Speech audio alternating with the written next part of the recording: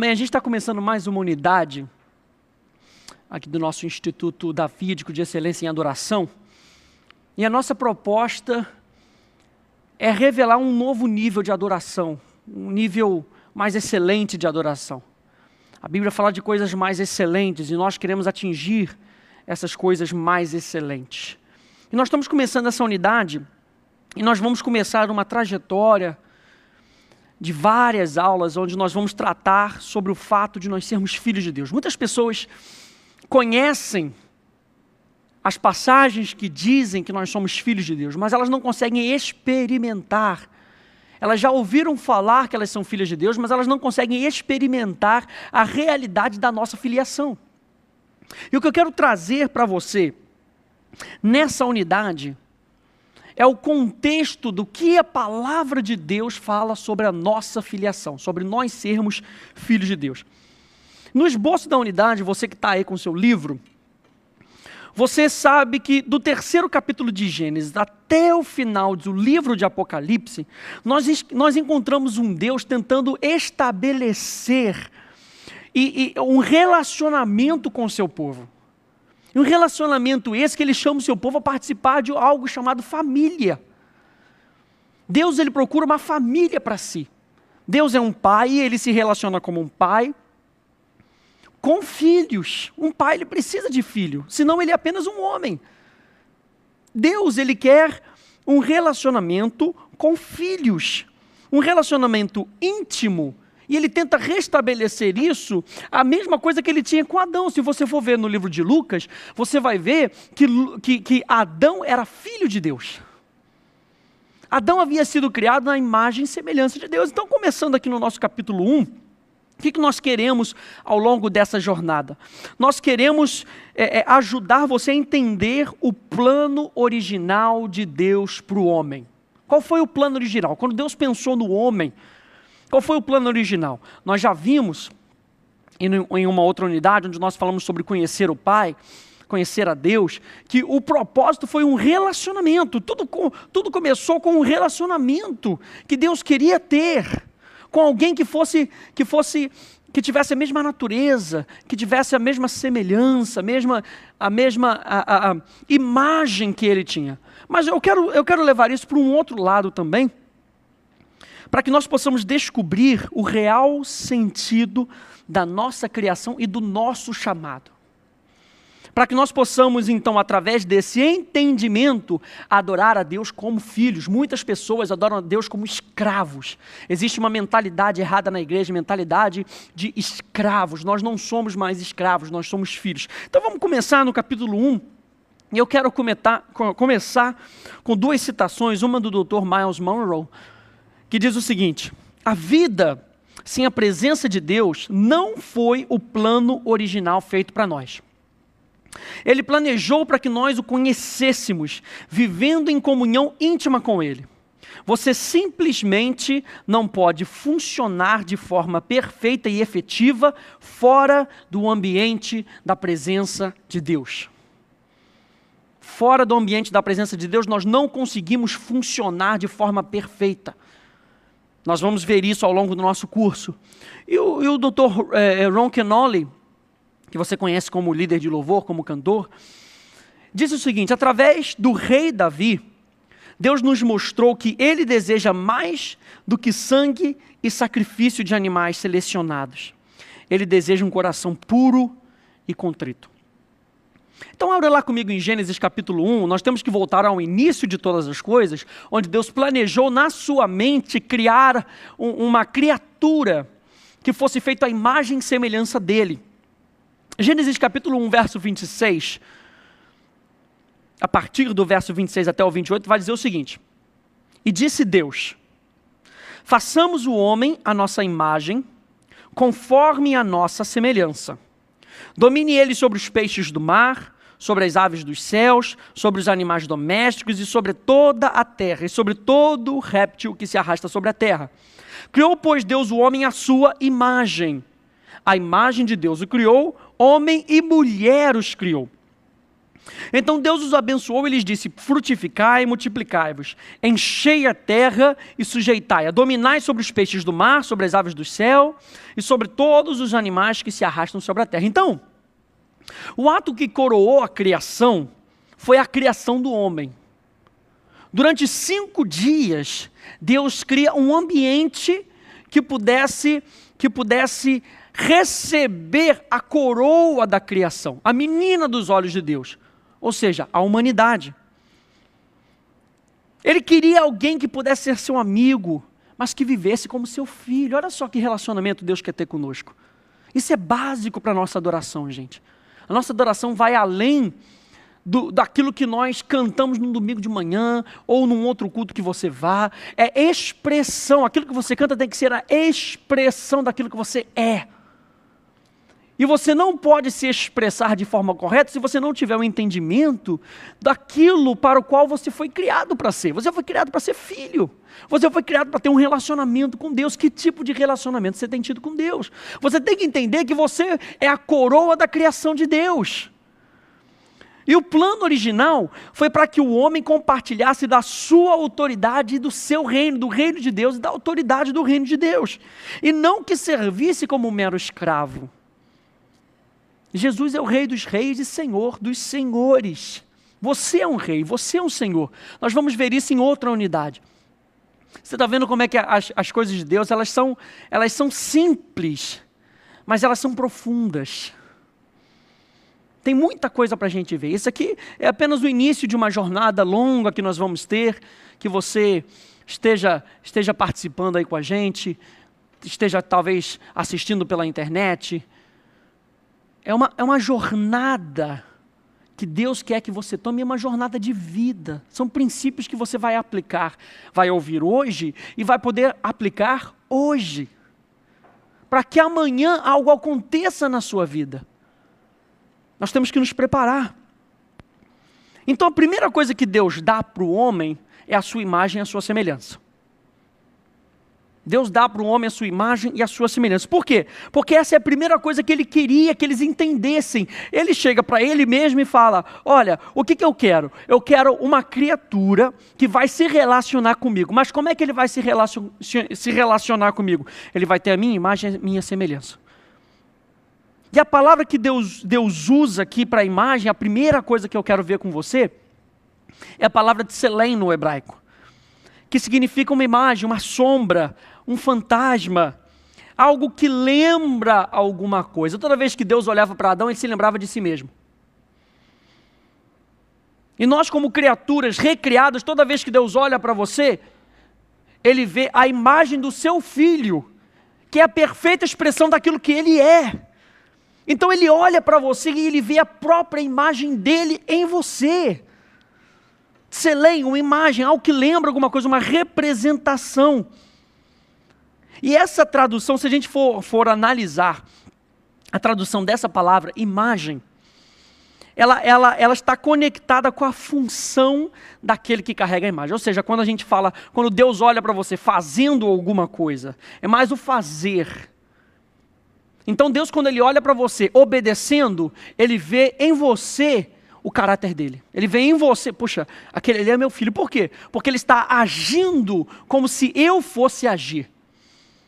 Ele está falando como se eu falasse. Ou seja, a palavra tselem, imagem, representa mais a função. A gente sabe que Jesus era a representação e a manifestação do Deus invisível. E você pode ver isso em 2 Coríntios 4:4, nos quais o Deus deste século cegou os entendimentos dos incrédulos, para que não lhes resplandeça a luz do Evangelho da glória de Cristo, o qual é a imagem de Deus. E a palavra usada aqui é eikon. E eikon é uma imagem, ou seja, é ser como. E significa aquilo que se assemelha a um objeto e o representa. Por exemplo, se você tem uma carteira de identidade, e você vai e faz uma cópia daquela carteira, você pode olhar para a carteira e você pode olhar para a cópia. Uma é a representação da realidade.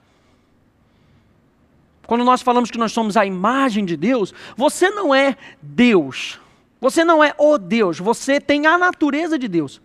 Porque você não é onisciente, você não é onipresente, não é onipotente, mas Deus, Ele coloca certos atributos dEle em você, para que quando Ele olhe para você, você seja a representação dEle aqui nessa terra, em tudo aquilo que você faz, em tudo aquilo que você é.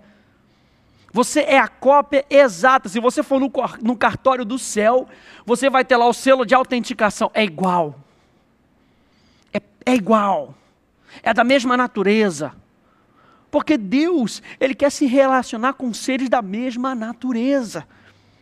E aí a palavra de Deus fala o seguinte, olha só, eles têm essa função, eu quero que eles tenham a minha imagem, eles funcionem da mesma forma. Então Deus fala, a primeira coisa que Deus fala, sede fecundos.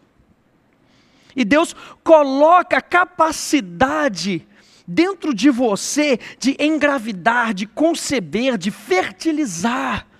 A palavra fecundar é a capacidade que um organismo vivo tem de conceber, de engravidar, de fertilizar. Deus coloca isso dentro de você. Por isso é que Ele coloca sonhos dentro de você. Por isso que Ele coloca dentro de você uma visão. Puxa, eu tenho vontade de fazer aquele curso, eu tenho vontade de ir para aquele país, eu tenho vontade de estudar aquela matéria. Eu quero que algo aconteça, eu quero que minha família melhore, eu quero que meu trabalho seja melhor, eu quero ter mais, para poder doar mais. A natureza de Deus está em você, Deus quer que você fecunde. Fala de ser produtivo em qualquer aspecto da sua vida, nos negócios, no ministério, na família, nos estudos. Será que você tem sido fecundo? Você tem essa imagem. Se você é uma criatura recriada em Cristo Jesus, você tem essa capacidade. Você tem que parar de dizer que não tem.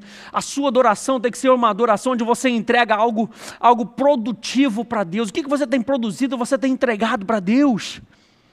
No seu dia a dia. No seu dia a dia, será que no final do dia você pode dizer para Deus, na sua adoração, lá na sua casa, puxa Deus, hoje eu fui produtivo, glória a Deus, aconteceu isso, eu ouvi o Teu Espírito, eu fiz isso, obrigado pelo Teu Espírito Santo, que me ajudou. O que você tem produzido? A segunda coisa que Ele fala, multiplicai-vos. E multiplicação fala de crescimento, fala de exceder de forma excessiva, fala de tornar-se numeroso ou grande. É um processo de crescimento numérico, é um processo de crescimento em quantidade, em frequência, em velocidade. Eu não sei se você tem percebido, mas Deus às vezes ele parece aumentar o ritmo de como Ele faz as coisas. Muitas vezes ele aumenta a frequência da sua visitação. Muitas vezes Ele aumenta a frequência da velocidade de como Ele fala para você. Sabe por quê? Porque você está preparado para receber. Porque você se posicionou e você está preparado para receber mais, porque você tem feito mais, porque você tem praticado mais. Mas será que nós temos multiplicado os sonhos de Deus? Aquilo que você tem sido fecundado porque você tem a capacidade. Será que você tem multiplicado aquilo que Deus colocou dentro de você? Em frequência, em quantidade, em velocidade? Será que esse tem sido o seu propósito da sua adoração? O que eu quero? Na minha adoração, eu quero multiplicar Deus. Em frequência, em quantidade, em número, em velocidade. Terceira coisa,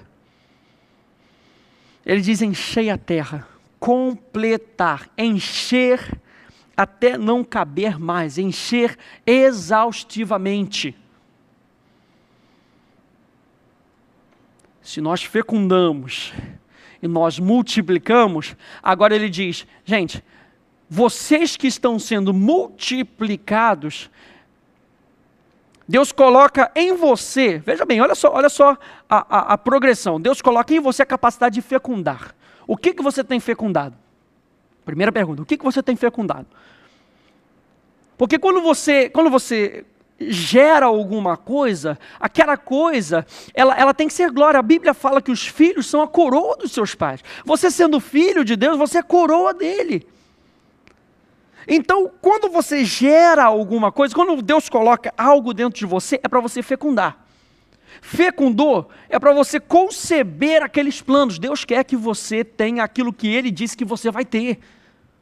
Ele não seria louco de dizer para você, você vai ter isso, você vai ser aquilo, e Ele não te dar as ferramentas para que você faça. Então ele, segundo os seus planos, segundo os seus propósitos, segundo a sua vontade, que é boa, perfeita e agradável, Ele deposita em você uma semente para que você produza. Deus quer que você produza. Deus quer que você multiplique a sua natureza. Deus quer que você multiplique a imagem e semelhança de Deus em quem você, nas pessoas com quem você se relaciona. E nisso, a terra vai sendo cheia da glória de Deus. Nisso a terra vai se enchendo da verdade de Deus, até não caber mais. Exaustivamente, era o plano que Deus tinha para Adão, exaustivamente. E aí a última coisa que ele fala o seguinte: dominai. Agora que a terra está cheia, aos pouquinhos você vai dominando. E dominar fala de dominar como um rei reina. Ele estava falando, agora você reina. Reina, meu filho. Governa, administra. Administra aquilo que você tem liberado. Administra aquilo que você tem concebido.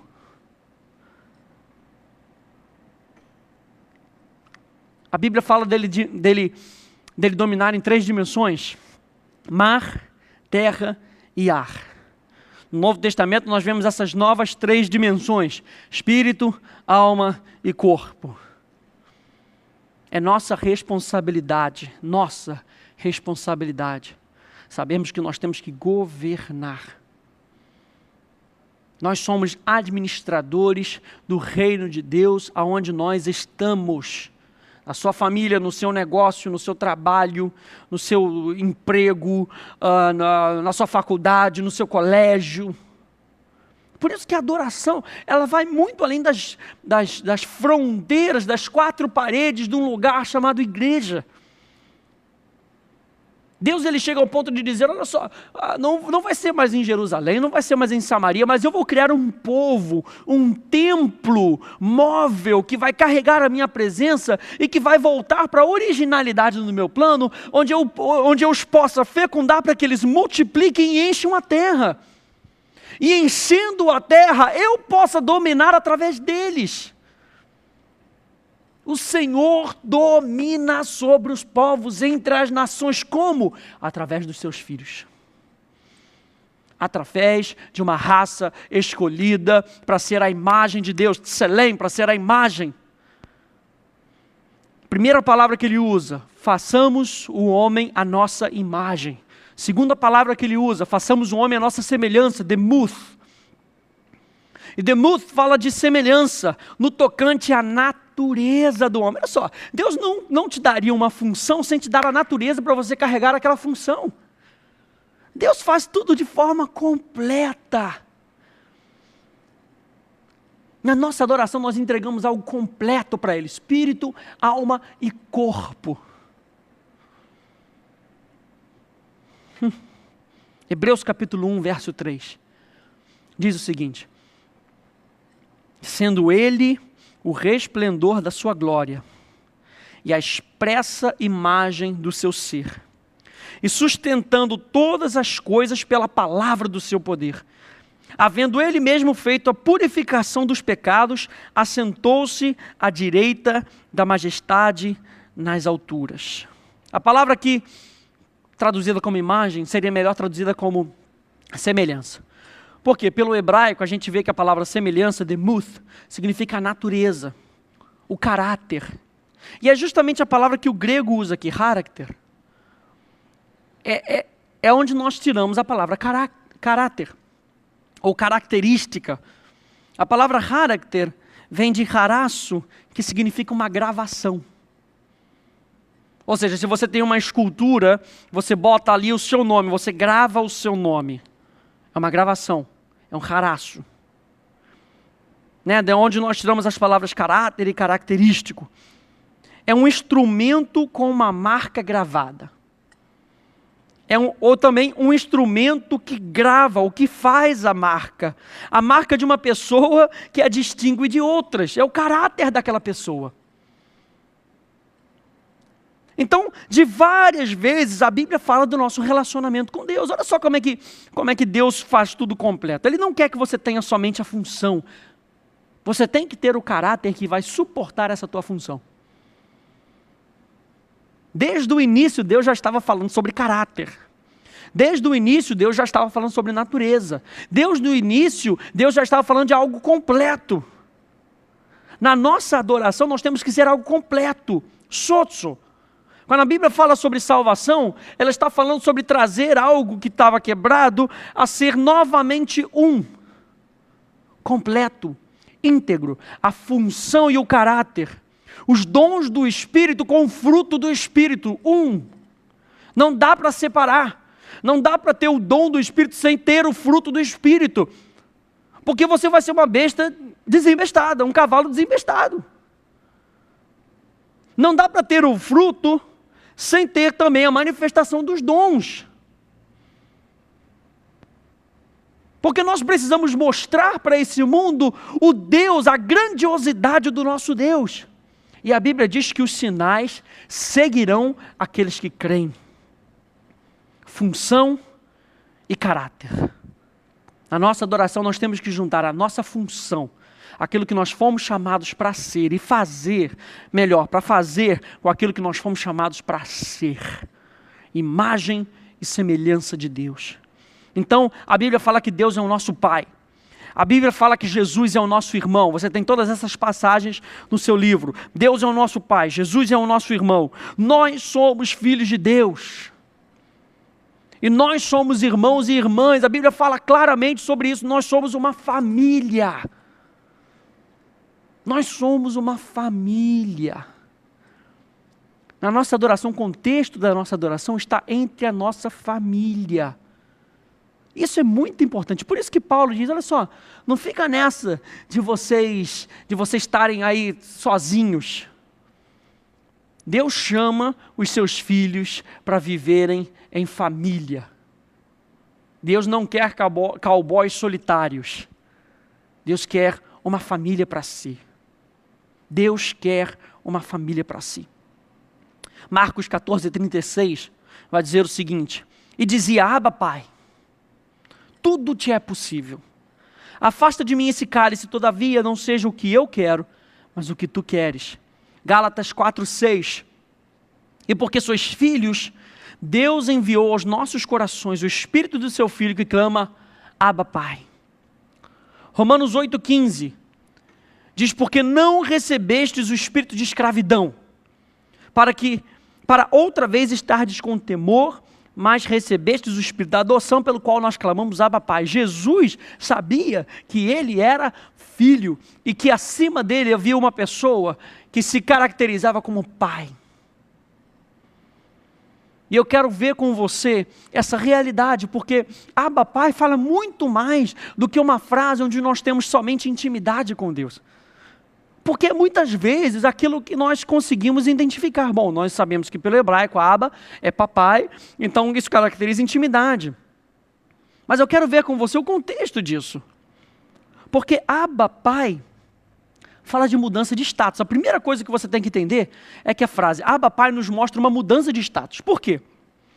Porque nenhum escravo podia chamar o seu senhor de Abba.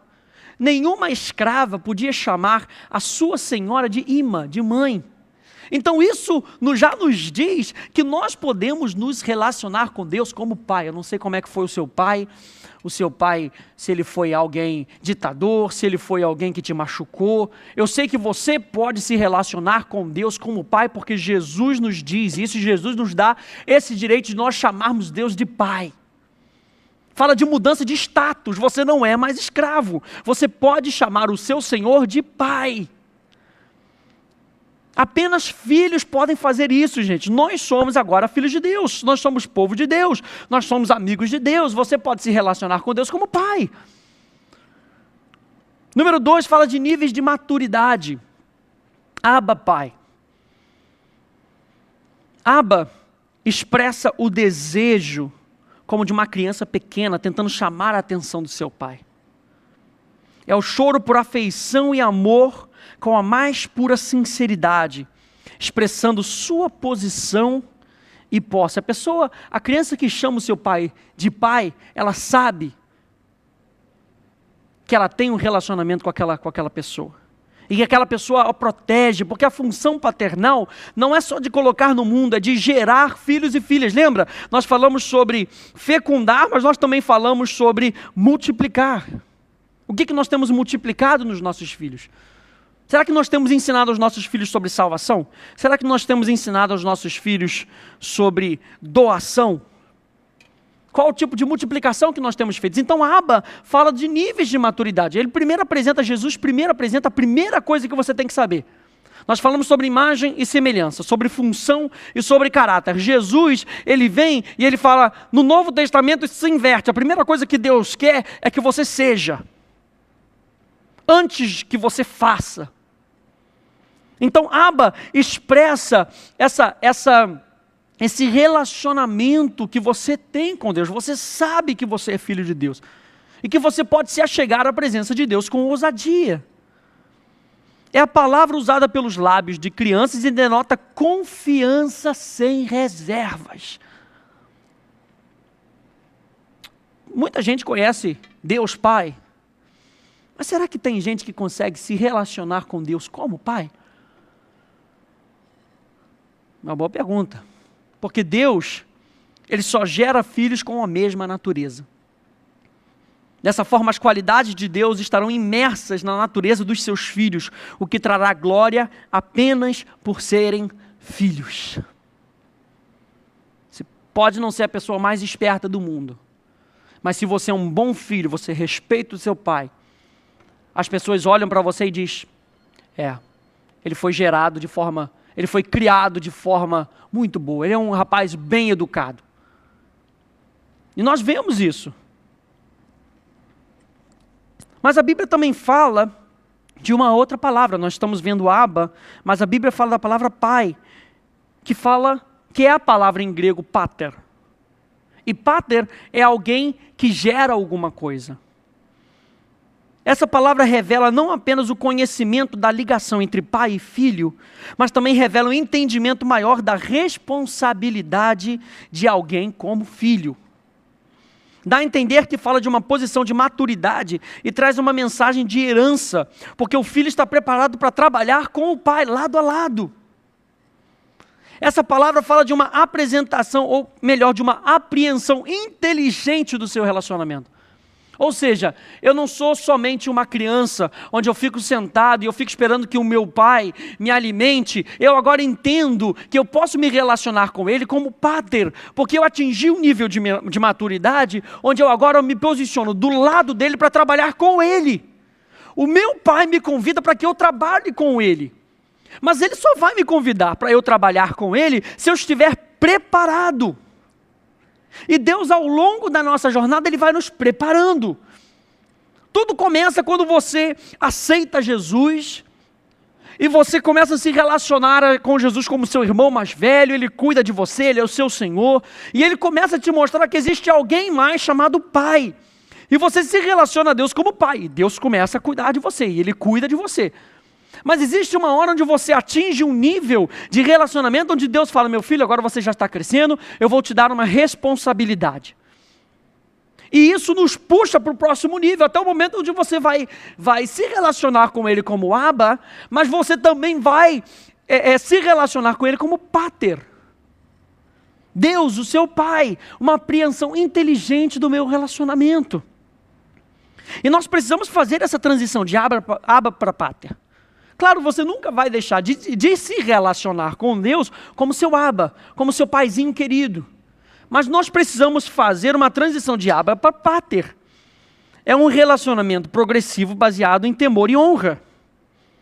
Né? Quando nós amamos o Pai com uma chama de amor que não morre, preste atenção nisso. Assim como uma criança que não tem medo, mas que acha proteção nesse relacionamento, e com o entendimento de um filho maduro pronto para tomar o seu lugar como herdeiro, nós conseguimos juntar essas duas posições, Abba e Pater. E Jesus várias vezes ele diz, Abba, Pai, Abba, Pater. Jesus tinha essas duas dimensões dentro dele. Eu me relaciono com Deus, e eu trabalho com Deus. Aliás, eu não posso fazer nada que eu não veja o meu Pai fazendo, porque Ele está trabalhando através de mim. Porque eu sou filho, Ele confia em mim. Porque eu tenho a mesma natureza. Ao longo do tempo, eu fui sendo preparado. Você nunca percebeu, ou você nunca parou para pensar no porquê Jesus ficou 12 anos sumido? Ou melhor, 18 anos. Ele passou 12 anos, aos 12 anos ele é visto no templo, e depois de 12 anos ele só vai aparecer com 30. Porque Jesus estava sendo preparado. Quando Maria e José vêm para procurar Jesus, onde é que ele estava? Conhecendo o Pai, Abba. Conhecendo o Pai, Abba. Você não sabe que eu tenho que cuidar das coisas do meu Pai? Eu estou sendo preparado, é por isso que eu estou aqui no templo. Eu estou me preparando para cuidar das coisas do meu Pai. Jesus, ele tinha um relacionamento com Deus, o Pai, Abba, já pensando que ele tinha que apreender inteligentemente esse relacionamento para poder trabalhar com o Pai. Infelizmente, muitas pessoas no meio evangélico estão considerando Deus como Abba, e só é isso que eles entendem. É uma adoração íntima, mas que não serve de mais nada para os outros. É uma adoração íntima de uma criança. Não sei se você já viu a criança quando ela é bem pequenininha. Ela depende de tudo do pai. Ela depende de tudo. E a única coisa que ela tem é o pai. E aí o que ela pode ter? É o pai. Mas Deus quer que você faça a transição. É tempo dos filhos de se levantar e tomar a sua posição e responsabilidade. Por muito tempo, eles foram treinados por tutores e professores. Paulo diz, porque ainda que tenhas 10.000 aios em Cristo, não tendes contudo muitos pais, pois eu, pelo Evangelho, vos gerei em Cristo Jesus. É tempo de fazer um upgrade.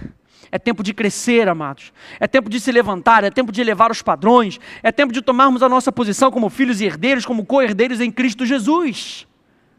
Esse é o tempo. Número 3, Abba Pai, a expressão Abba Pai, fala de quebras de barreiras. Por quê? Porque Jesus estava usando duas línguas. Jesus estava numa expressão unindo dois povos.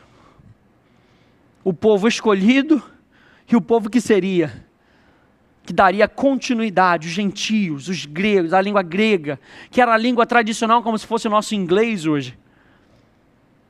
Jesus une, quebrando barreiras entre gregos e judeus.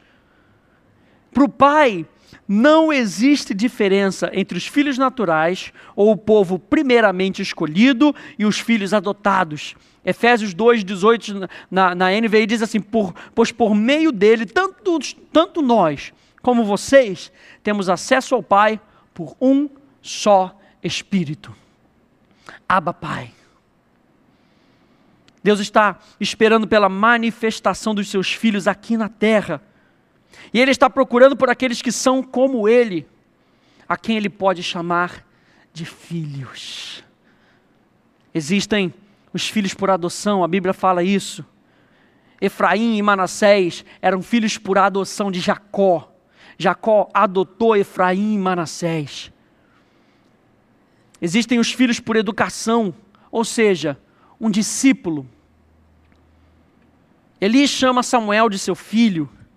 Salomão chama o seu discípulo, seu filho, em Provérbios, regularmente. E nós lemos dos filhos dos profetas, em 1 Reis 20:35. Isso é, aqueles sob o curso de uma instrução para o serviço ministerial. De forma parecida, um convertido é chamado de filho. Paulo chama Timóteo de filho, chama Onésimo, Tito.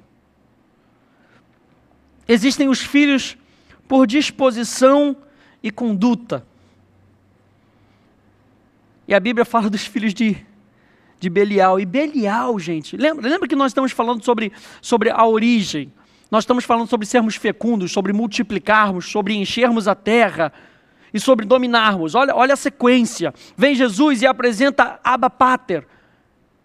E nós estamos vendo que nós podemos ser filhos se alguém nos adotar como filho. Nós podemos ser filhos por educação, discípulos. Nós podemos ser filhos por disposição e conduta igual àquela pessoa, porque nós andamos tanto tempo com aquela pessoa que nós nos tornamos filhos daquela pessoa. E a Bíblia fala em Juízes 19, 22 sobre os filhos de Belial. E Belial é uma palavra que significa sem valor. Belial significa destruição, maldade. E nós sabemos que o diabo vem para roubar, matar e destruir. E assim fazem aqueles que têm a sua natureza.